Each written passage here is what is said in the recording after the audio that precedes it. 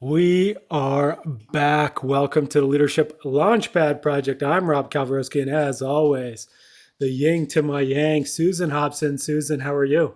You check out the outfit today. I even wore the yin and the yang colors That's for us. right. It's amazing. 'Cause I love it. I'm fabulous. Sun shining here in Toronto too. So ain't nothing wrong with that on negative, what is it today? 10-degree weather. I'll take it. How about you, sir?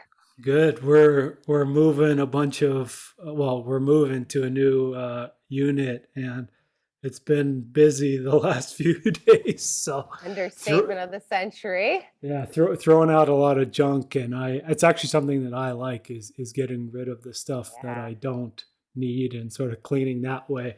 Yeah. But I wanted to start. I mean, as always, we start with a quote, and where we're going to talk today is about sort of the future of work. Hmm. And so, where I wanted to start with is from a, a great author, Jonathan Swift. And he says, vision is the art of seeing what is invisible to others. I love that it's called an art because I totally agree. Oh, such a good one. I knew you'd bring the heat with our awesome quote and our awesome guest today. Yeah, let's talk about it. So we have a Gen Z workplace futurist. Danielle Farage is here with us today. Danielle, how are you? I am fantastic. I'm really great. I'm tuning in from Connecticut. It's nice and sunny, a little cold, but still sunny. So we're good. That's all that matters at this point, right in the middle of winter. Yeah. So Danielle, let's get into it a little bit. Can you tell us a little bit about who you are and what your mission is with what the work that you're doing? For sure. So I am originally from New York City, grew up in the Big Apple, and I went to USC for college. And I'm also the youngest of three kids, and also, family of entrepreneurs. So, this entrepreneurship is in my blood. But essentially, I went to school, and I was kind of like that, third kid syndrome, trying to differentiate yourself, and I was trying to figure out what I wanted to do. And honestly, I take schooling very seriously in terms of like decision making and all that. Um, and I knew that 70% of people who kind of graduate college don't really end up applying their major. And I said, well, I'm not going to be that 70%. I'm going to be the 30%.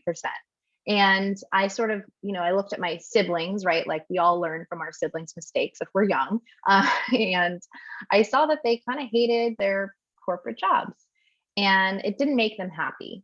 And I said, I want my job to make me happy and to add to my life. So then I looked around me and I said, oh, what are other people doing?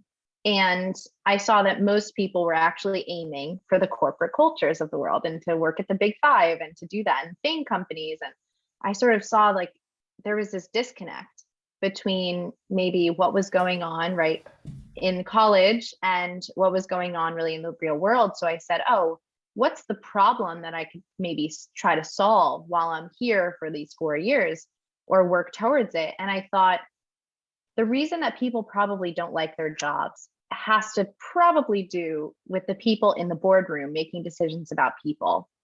And potentially, if I study psychology and social sciences, I can walk into any room, listen to understand people, and then take what I learned and bring it back to the boardroom and help them make better decisions about people that will then impact them positively at scale.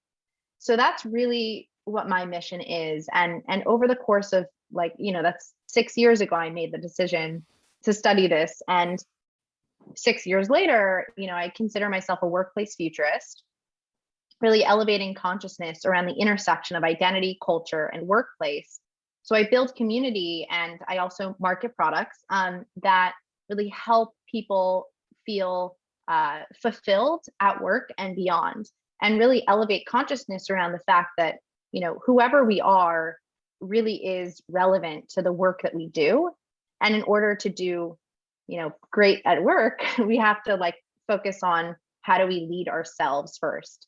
and really like search within. So that's some of the stuff that I talk about. It relates to leadership and growth mindset and psychology as well. And really trying to, as we reimagine work, right, be a part of the conversation and be a voice for my generation, which is Gen Z.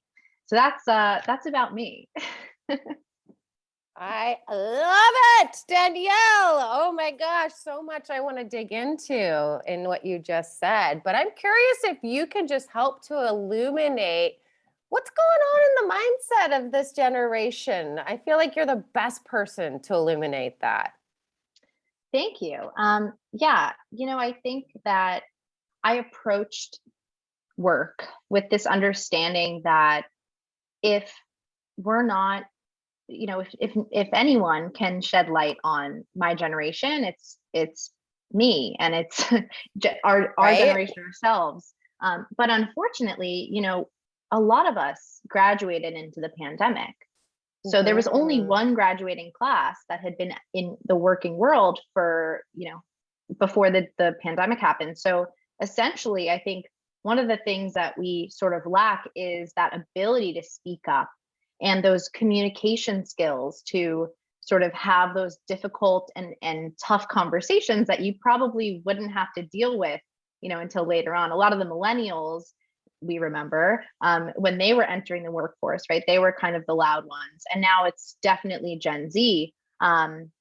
But I think one of the really cool things that I love about my generation is that we're very focused on values, which I'm sure you guys both know, and that you might not know this about our generation, is that we are realist. We're very realist. So we know that there's a lot of world problems, right? We grew up in the age where we saw trees burning a lot, and we saw a lot of earthquakes and destruction. And also we grew up with social media. So those things were like very present in our lives. And so with that, we understand that a lot of the problems in the world have to be solved with an approach that's like half private enterprise and half governmental, Agencies. agency. Exactly. So that's another thing that I think it's interesting, because I think we see partnerships as a really important and key aspect of progress and innovation. And unfortunately, when we get to the workplace, we don't see much of the partnership between employee employer happen. So I think we're kind of like, well, if we're trying to move things forward, wouldn't it make sense to do things a little bit automated or more personalized, or move things along faster? So I think there's a bit of that too, with like a frustration with things moving slowly when they really could be moving faster if we kind of put the human process and automation together. So those are a few things about my generation. Susan, I'm sure you get this question a lot. So I want to ask it to Danielle. Like a lot of leaders who are in that either boomer kind of category, they ask like, how should I lead Gen Zers that come into my workplace? How would you answer that? Yeah, I love that question. Actually, yesterday I tuned into Business Insider. They had a conference about the future of work. And one of the people, there were two people that really just struck me. And they had, they were answering kind of the same question. And I think first I'll start with Catherine Minshew, who's the founder of the Muse, which is a career and job search platform. And it's predominantly used by Gen Zs and millennials. So they did a study to understand what people, I think she said like 70% of people are looking for a new job. And, that number is crazy. Yeah, right. And so she was saying the top 5 reasons of job seekers, like, priorities, I guess, were 1, at the top, work-life balance, which I like to call work-life integration. We can get more into each of these if you want to. But second was professional development. You have to remember, we're still, just graduating. We need help, guidance, leadership, mentorship, reverse mentorship. We can get into that one too. Third was culture, people, and environment. Fourth was compensation. Mind that that's fourth on the list, not Yeah. first. Mhm. And fifth was perks and benefits. Mhm. So and I say that because I think it's really important for leaders, if they want to serve us, right, in the right way, they have to look at not only the micro, right? What does my culture want? What did my people want? Have those one-on-one conversations that get to the bottom of that.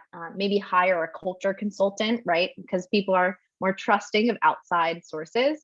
And then look also at the macro, right? And see how, like, what is the collective need or want, so that I can bring that into my organization and fill those gaps, and then attract the right people to the organization versus saying, oh, we're a diverse culture, or hopping on any trend that arises. So I think that's a really helpful one. The second one, which kind of has to do with a few of the reasons I listed earlier, was there was this woman, I forget her, Janine Sua. She works at Brex. And Brex is doing really interesting things, by the way, in terms of culture and people operations. But she said, and I quote, "People want to work for companies that give a shit about them." Mhm.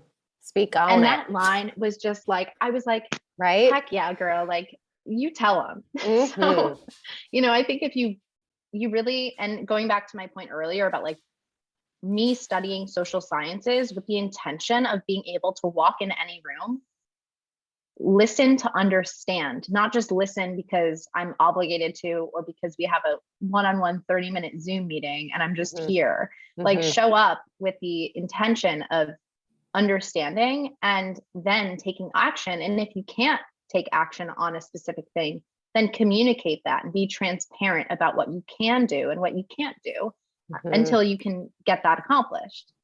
So I think, like, Gen Z specifically, we want to see action. And if the inaction is followed up with, a lack of transparency, that's a double-edged sword. You're gonna lose us. But on the flip side, if it is followed up by transparency and action, that's like an ideal combo for us. Why? Break that down for our people, because I do really think that that is a critical aspect of what our listeners need to understand here, right? Why? Why is that so critical for your generation? That's a good question. I want to give you time to think about it while I say this. We had a guest here, first podcast we did of the year, correct? I think Wes's was the first one Wes, out yeah. of the queue, right? And he was talking about, it's one thing to be benched by the coach. We were talking about athletes and how, it's kind of the same thing when we're in this whole space of talent optimization. But yeah, it's a whole other ballgame when that athlete or that player benches themselves. And that's what we're seeing is so impressive. To me, it's so impressive about your generation is you guys are a more freaking empowered generation than we've ever seen coming out these gates. And that's very empowered choice to say, you know what, I don't know where I'm going to go, but it's not going to be here. I'm going to sit this shift out. Right. So help us understand that a little bit in terms of where is that coming from, especially any of these 1.0 leaders out there who are really, trying to understand it. Yeah. So I think part of it, and I'm not claiming to know the full answer, because I think that's actually a question I'd love to dive deep on the internet and just get into a rabbit hole. Yeah. But I think one of the things is that we're an extremely empathetic generation. We're very, very similar to Gen Xers, largely because most of us were birthed by Gen Xers. Personally, I have boomer parents. But I think that's first, is that we're very empathetic by nature. The second thing, and we expect others to be as well. So when it's not followed up with, transparency or inaction, like we kind of remove ourselves. We're like, oh, I don't like that. And I'm noticing that. I think the second thing is that we're the first fully digital generation of our time and entering the workplace. Mm-hmm. So, and with that, everything that we touch, every piece of technology, every app is personalized to us. And I think that there's part of us that expects that right from our employee and our experience at work. So I think that's another part of it, which is like, well, if you can't get it done, right, then I can Google it and figure out how I can get it done. And similar, to that goes, if there is one person who loves their job, right? My friend loves their job and their leader is like very transparent and like talked them through the pandemic and said everything's going to be fine and we're going to do this and this and that and followed it up with action. And you see that happening. And you look at your own experience and you're kind of like comparing and contrasting and you're like, Exactly. well, that's not here. Well, I could probably get it elsewhere. And personally, like on my Instagram and social media, I tend to talk about that, like the idea that being a cultural investigator in your everyday life and going to do the interviews while you're happy at your job or you're sad at your job, whatever it is, but doing the informational interviews, having the job interviews, talking to people, asking, students how their internships are going, like all those little touch points and pieces of information that you can really equip yourself with will help you get to the right culture for you. And we have so many tools at our disposal to do that and to tune in that if we're not getting it in one place, we can definitely find it in another. To me, that answer comes down to trust, Mm-hmm. right? And if you look at one of the models of trust, it's care, sincerity, reliability, and competence is what makes up trust. And so what you're seeing when someone says something to you, but then they don't transparently tell you, is you're seeing a breach in sincerity, which is basically I say I'm going to, or reliability, which is I say and I do what I'm going to say. And so obviously we talk about that and like trust is the foundation to it all, right? And I think it's something that we need to just be very cognizant about as leaders is how are we building or destroying trust? Absolutely. Yeah. Couldn't have said it better myself. Yeah, I think they're a more empowered generation than we've ever seen. And that's because they trust themselves so much. And it makes sense, right? In terms of everything that she's laying out here. It's like they're the first generation that was really born into this like digital era and the ability at their damn fingertips to research anything. And they are researching anything and everything, right? Because obviously the second thing that you listed in terms of the top things that attract your generation to a workplace is growth, right? Is personal development and growth. And that's the thing I think that has never been more front and center than it has over the last, I want to say 15 years since I first got into this game, right? Because I don't even think Facebook was around when I first launched, but it came shortly after that. And then all of a sudden you see that in everybody's feed, right? All of a sudden everybody's a coach and everybody's got the inspirational quotes and the workshops and the master classes and you guys are super engaged in that stuff, And it's no surprise, right, that we want personal development. If you like my entire life, I've been told things are changing so quickly. Yeah. And I've seen it, right? Like I came on to the internet and social media through Facebook, and now Facebook's irrelevant 10 years later, 13 years later, whatever it is. And so I've seen that rapid transformation. Like I've been there every step of it since Facebook, whatever it is. But the point is that we see that, we recognize it, and we see that technology is changing so quickly. So we need to equip ourselves with the right skills and tools to future-proof our careers. And I think any employer that realizes that and also works with us to understand what skills we want to learn and helps us discover those potential passions or additional career paths. Because you have to remember, we're going to have 7 or 8 career paths in our lifetime. So, separate careers. So I think that it's really important for us to gear up and especially, I was saying this to my best friends earlier today. I think when you're young, it's the best time to be challenged, because if you're challenged when you're young and you take on all this responsibility, right? I'm 23, I'm the director of growth for a YC backed company.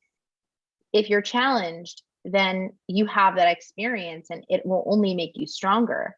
And at this current moment in time, I have a lot of very close friends who are sitting at home on their computers, waking up saying, oh, maybe I'll have an email in my inbox this morning. Maybe I'll have a task for myself this morning. And they aren't feeling fulfilled. They're not feeling productive. They're not feeling important or valued or seen or challenged. And that's a really, really big problem, because people my age are realizing that, oh, I can challenge myself. I can be a creator and grow a platform and travel the world and in 2 seconds, right? I could do that probably. And they're doing it. So yeah. So Danielle, you're talking about future skills and development for younger folks. What are some of those skills and development that you're looking for? So, and this is what I started with was, we have not had a lot of years at work. So I think one of the most crucial skills is communication. And I remember I was in college and I was taking this, one of these required courses, and I took business writing because it was you could do a social sciences focused one, but I was like, I need to learn how to write a business document, right? So I take this class, and the professor is a 2-time author. He's really funny and cool, and every class I show up at, it's a comedy show. And he tells us these stories about how people will address him in emails, how students will address him. And they'll basically just be like, yo, what's up? All lowercase. Right? And he's like, oh, they won't even sign off on the email. They'll just put their initials, and I'll have to look at their email to see what their last name is, and it won't be there. So it's just it's really funny because we don't know. We don't have those skills to understand what the norms are. We just haven't been in the office. So I think I say that to say it's very important to teach us just the most basic things. And I logged on to this job sync roundtable the other week, and it was all about employee engagement, and they were talking about Gen Z. And I joined and I chimed in the chat, but they were really just a lot of it was just kind of bashing my generation. Oh, how do they not know how to write a check? And all these things. And I'm just a check? Are you in the 1980s anymore? Exactly. Yeah. Even digital checks, right? My grandparents send me checks, but Yeah, now they've just switched to Amazon gift cards. So I guess even they've graduated, right? So it's that's my point. It's you have to meet us where we are. Yes. For sure. And I think the second skill that's the most crucial that we're kind of lacking is critical thinking. And I think we need more guidance in how to do that. So guidance is really important, as you could probably tell from the top, the top few, which is professional development and culture and people. We need guidance on how to do the critical thinking and how to do networking. And that's why in 30 minutes, I'm hosting a room on LinkedIn Live Audio because I have access to the beta. And it's all about authentic networking for Gen Z. Because I talk to a lot of recruiters and they all say, Gen Z reaches out and they're like, how do I get a job at your organization? It's we don't even know each other. Yeah, right. Where's the warm up? Where's the rapport building? Yeah. We gotta dance a little bit. Yeah, exactly. So. I kind of feel this whole thing around trust and integrity is just so important to your generation, because you guys also grew up with this whole mental health thing, which we never really grew up with. That was stigmatized in our generation, right, Rob? And now it's like it's front and center, right? You guys are Yeah. always the biggest proponents of that, which I just happen to love, right? But yeah, like in terms of what you're talking about, the importance of, well, you guys have so much empathy. You said that's just natural for you in terms of just the way that you guys grew up. But I'm just curious, in and around the disruption of the last 2 years in this pandemic, you guys are launching into the job market from your laptops. I mean, what are you seeing in terms of how this has impacted your generation and especially in and around their mental health? Not gonna lie, it's been really tough. It's been really tough. And not to say that, we have it the worst or, not to compare and contrast, but like Mhm. imagine starting your career or going through your college experience, right? Starting like that first day, you walk on campus or you walk into the office and imagine that just like being ripped from you. And in some cases, people's offer letters got retracted. Oh, wow. Imagine having to start like log on to a Zoom and like that be your first day of work. So like I've never worked in an office. Like I've never worked in a traditional office, which is part of what makes me unique and what gives me a, different perspective from other people. Mhm. But really hard and isolating. And that's part of why I joined Cafe, is because I felt that pain of logging on the first day to an organization and not knowing, like being in New York City of all places, where I'm sure a lot of people are, right, from the organization, but feeling like, oh, I have no one to reach out to if I want to go co-work at a WeWork. Mhm. And I have no one to reach out to like go to welcome drinks or to go to a dinner. Mhm. And so we're missing a lot of that social connectivity that I just thought like a platform that like Cafe that gives you visibility into like who's going to the office, who's working remote, who's on the go, who's co-working, like can I join you? What events are happening? That puts the person in the driver's seat, right? The employee Mhm. versus a lot of this talent, HR tech tools that are really built for HR. And I've been in HR tech, which is why I can say that. Mhm. But, I think that that's been a really big struggle, is the isolation and mental health.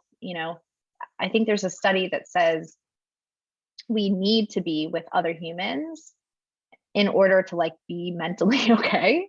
Yeah, I mean, So that's definitely what's unique about human beings. They still put human beings in isolation to torture them in some parts of this globe still, oh So, gosh, but I mean, that's obviously the extreme example of that. But I think that's why we're asking, right? Because this is right, the whole reason we went on this mission that is the biggest concern of the disruption, right? Some people are right, saying that's the real pandemic, is the right, isolation that everybody's feeling, right. the disconnection. Yeah. And what Rob was saying before, like about trust, it's, when you come to an organization as a new, an early professional or just a, day one, you kind of think like, oh, like they have my back, right? Oh, like I'm going to make friends here. I'm going to have a good experience. And when you have the remote experience, if it's not done right, right? Like there are some companies that do it right. Darren Murph is the ultimate remote work advocate. But if it's not done right, which most companies didn't because they weren't equipped for it, no Mhm. one's fault, Mhm. you kind of lose trust in the experience and in the people that promised you, the Mhm. worst thing that can happen is that someone shows up day one and they say, oh, it's so different than how I imagined it to me, and not in a good way. Yeah, not in a good way. I feel like that's the transparency thing, right? It's like nobody expects our leaders to get this perfectly right. This is the first time a lot of our leaders are having to adapt in this way, right? But I saw an interesting thing on my feed last night where Adele was canceling her concert and she was just so heartbreaking. Like it was Mm, visceral watching her cry. But she was getting on there and owning it. She's like, you know what? Half of my dancers, they got COVID, and some of my other staff's been affected by this. And she's remiss, right? But she's getting on there and she's being totally transparent. Parents, like, I wanted to, for all the right reasons. We weren't able to get to that finish line in the way that we had hoped to, and here's why. And that's the thing that you're talking about, your generation needs to hear, right? I saw that so clearly as you were talking. I was thinking about Adele. I was like, oh my gosh, it's so simple, people. Yeah. That's all you need to Yeah. do is just own it. Like, yeah, we messed up. We didn't do this right. We learned from it. And here's our response to that. Yeah. But that's the transparency piece that builds the trust, even if you get it wrong. Mm-hmm. I Right? think I want to talk a little bit about expectations because I think I had the same experience.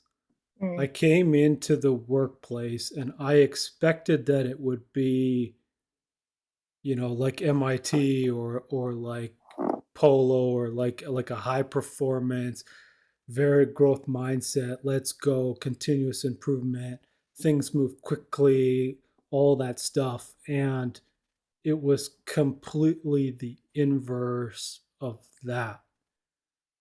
Like, what do you expect from an employer or a job? So great question. I personally have some non-negotiables that I've just picked up while learning. I've been in a toxic workplace. I have been also in a really healthy workplace environment. I've also been through an acquisition. So I've kind of been, around a lot of different and changing environments. I think that at the top of my list is trust. I would say that my organization is like delivering and like being authentic in the values that they communicate and how they act. I'd say secondly is I want to work for a company that's impacting the world in a positive way and like actually doing something important. I remember working in media for a big name agency, Mhm. and like I got 6 weeks into my internship and I was and it was really cool. I might add, like the office was decked out. It was new. It was in the World Trade Center buildings. Like it was Mhm. sick, like 360 views, like Mhm. the ideal, like this is what I want, right? Mhm. Mhm. Big eyes, like everything. And I show up and, 6 weeks later, I'm like, wow, I could never do this. Like we're just making more money for big companies. Like, how is this contributing to the world? Mhm. And I Mhm. hear some of my friends were like, literally today, one of my friends was like, what am I doing? Like, I'm just making celebrities more money. And Mhm. it's, I think it's that, like, I need to feel connected to a mission or vision. And don't get me wrong, like I have now worked for companies that I do feel connected to, but I learned that in an early internship experience. And then I'd say the third one is definitely professional growth. I am in a role right now that enables me and empowers me to do this for work, right? To speak and be a thought leader and grow and just explore and talk to people and network. And then I have a team that is then supporting, like we're hiring right now, like we're hiring for my team for people that will help me with growth so that I can focus on what I really want to focus on, but also drive the business goals. Um, so those are like my three non-negotiables. And I recommend people have, some expectations that they won't budge from, because that's what helps you find a relevant and fulfilling career in the long term. You just said it right there at the end. Fulfilling.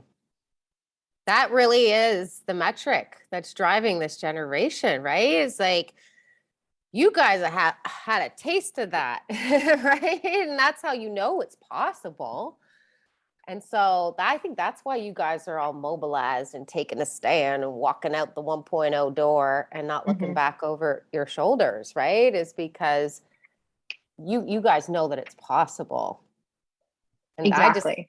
I just think we got to go shoulder to shoulder with this generation because they kind of get it. And if we don't pick up our slack, right, us older folk, then they're going to leave us in their dust. That's my prediction. Danielle, what do you want your legacy to be? All this incredible, game-changing thought leadership work that you're doing in the world for your generation. What do you want the legacy of that to be? From probably as early as I can remember, I've always been passionate about seeing people succeed. And every decision that I've made thus far, like I've trusted my gut and I've trusted my ability to make that happen. Every little win, like everything. And it's all towards this one mission of helping people gain the tools and knowledge to become the best versions of themselves and to find fulfillment. And I think that's like my vision, my ideal vision, right? Is like that I can help people find their way to the most fulfilling career for them. And going back to like me seeing those larger organizations and my siblings not really loving their jobs actually taking away from their lives, right? I was like, well, shouldn't those big organizations like be adding to our lives in a positive way if they have so much influence and money and power? And that is my vision. My vision is really to change the way that corporate culture works so that people feel fulfilled and that they feel empowered to find the right place for them and to have the tools to do that. I love it. Yeah. Love. Obviously, we're very aligned with that Aligned, mission yes. because that's what we do too. So we love that. Now, Danielle, obviously, it's a pleasure to have you on the show, and thanks for joining us. Where can people find more about you and follow you? Yeah. So I am on LinkedIn primarily. I'm in the creator program. So I'm doing a lot there. You can find me at just my name, Danielle Farage. You'll see my title as Gen Z workplace futurist. And then on Twitter, I'm also like hybrid futurist. I have a website too, but you can find everything really on LinkedIn. We'll drop Danielle's LinkedIn in the podcast notes. And yeah, it's funny just how websites are almost outdated now. Yeah, it's kind of like I have it, but LinkedIn is really relevant. Yeah, I mean, thanks for joining us, everybody who's listening. We really appreciate you listening. We really hope that you're going to take some of the lessons that we learned today and start applying them to your leadership toolbox. And obviously, subscribe to Leadership Launchpad Project on your favorite podcast platform and hit up elitehighperformance.com if you want any leadership training or one-on-one training or speaking and all that stuff. Now, Susan, is there anything you want to leave us with today? I'm just so freaking inspired having this conversation with Miss Danielle today. I mean, here we are having all these conversations, right, with our leaders. How do we manage these people? How do we lead this generation? I think we have it, folks. The answer is clear. We just need to lead that. We need to follow their lead, right? Because this generation clearly is leading us into the future of business where we're all showing up, playing our biggest impact game in a way that has max contribution and service to this beautiful world of ours, right? So we can feel fulfillment and sustain max growth to the rocking chair. That's always been our model and what we talk about. But yeah, I think it's just such a beautiful kind of full circle moment here, right? As we're talking about how to lead this generation just riffed on how we need to lead ourselves, right? As leaders. And really, it's all about taking the lead from them. Yeah, I love it. And I guess I wanted to echo two things. The first one is purpose. And you can see Danielle has a mission, has a purpose. Mm-hmm. And Gen Z, and we talked about this last week, is 2022 is the year of purpose in business. Yes, yeah. It's not just enough to churn out more money and income for more profits for the business anymore because people aren't putting up with that. And then the second thing is the work. It all starts with ourselves and the deeper work that we all need to do to find out the answers to these questions, like Danielle said, like the non-negotiables, our Mhm, values, what purpose and mission are we on? What legacy mhm, do we want to leave? mhm. This all starts with understanding and truly connecting with who we are. And so that's what we got for you today. Danielle, thanks for joining us today. Thank you so much for having me. This was amazing. Thanks, Everybody, Phil. yeah, thanks for listening, and we'll see you all next week. Bye, everyone.